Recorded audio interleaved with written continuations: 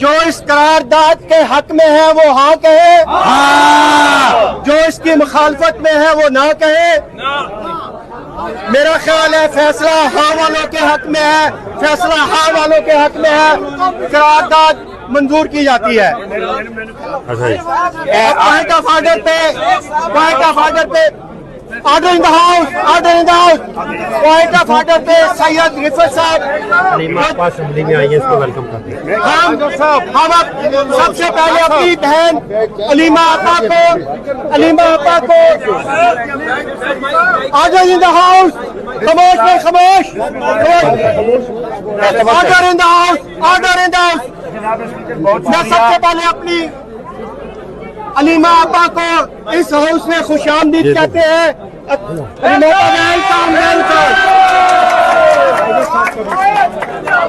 سلطان اکرم راجہ صاحب ہمارے ہاؤس میں آئے ہیں، ہم ان کو عوامی اسمبلی میں ویلکم کہتے ہیں۔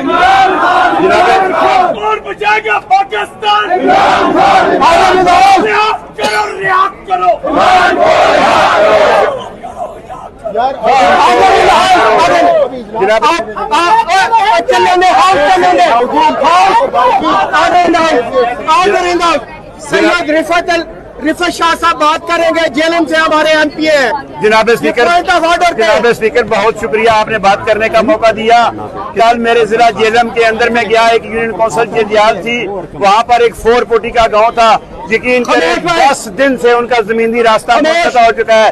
10 دن کے اندر ضلع جیلم کی انتظامیہ وہاں نہیں پہنچی، 10 دن ہو چکے ہیں، وہاں کوئی مشینری حکومت کی نہیں پہنچی۔ یہ کہتے ہیں پنجاب ترقی کر رہا ہے، یقین کریں اس جعلی حکومت سے جتنی جلدی جان چھوٹ سکے ان سے چھوٹنی چاہیے۔ اور میں مطالبہ کرتا ہوں آج اس ایوان سے کہ ضلع جیلم کے اندر جتنے سیلاب رکھے ہیں ان کو فنڈ فراہم کیا جائے۔ اور لیڈر محترمہ عالیہ اپنا محترمہ بہن بڑی بہن جو خان صاحب کی، ان کو میں آج خوش آمدید کہتا ہوں، علیمہ آپا صاحب کو بہت شکریہ۔ اگلی قرارداد اکرم خان صاحب کی ہے، میں ان سے گزارش کروں گا کہ وہ اپنی قرارداد پڑھیں۔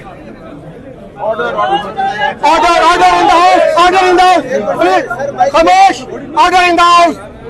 گندم گزشتہ سال نہیں خریدی گئی، اس کے نتیجے میں کسانوں کو اوپن مارکیٹ میں 2600 سے 2800 روپے فی من گندم بیچنے پر مجبور کیا گیا، اور اس کی سالانہ جو امدادی قیمت تھی وہ 3900 روپے مقرر کی گئی، لیکن کسانوں کو اب تک 2200 ارب روپے کا مالی نقصان اٹھانا پڑا۔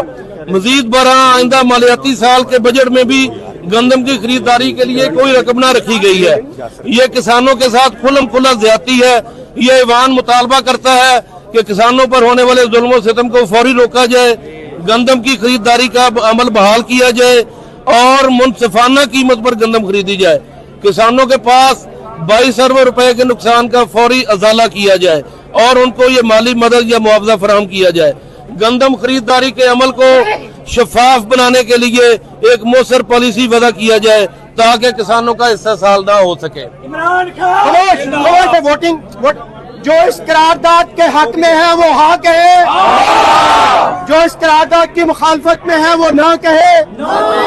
میرا خیال ہے کہ فیصلہ ہاں والوں کے حق میں ہے، فیصلہ ہاں والوں کے حق میں ہے، قرارداد منظور کی جاتی ہے۔